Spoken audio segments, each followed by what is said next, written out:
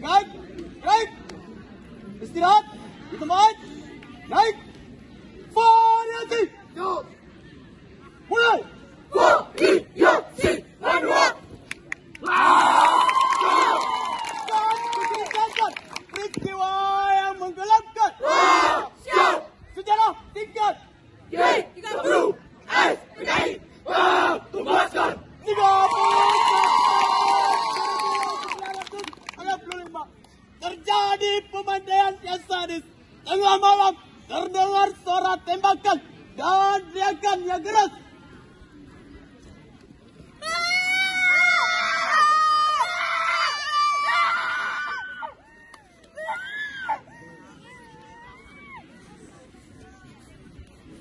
Anak-anak mereka yang merasa ketakutan bahkan trauma yang mendalam. Tuh. Ayah! Ibu! Ini dia, kita, bagi kamu, SPKI. Ayo, cepat, angkat tangan ini, surat ini. Serahkan tangan Indonesia ke tangan pengkhianat sepertimu. Bagaimanapun juga, tidak akan mudah untuk menandatangani surat ini. Ayo, cepat, angkat tangan ini, surat ini. Pasti buku hancur, nyawaku melayang, tetapi semua ini dikorbankan untuk negara dan generasi penerus bangsa. Aku adalah seorang anak kecil.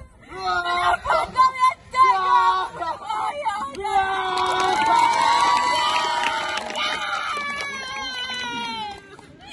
Sakit yang kami rasakan. Inilah peristiwa G30 SPKI dan sejarah Jenderal Nasution. Selamat dari malam kita bunuh pengkhianatan.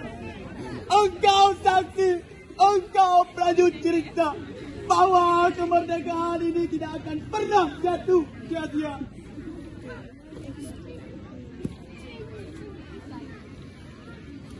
Wahai pahlawan revolusi, darahmu menjadi tinta merah sejarah.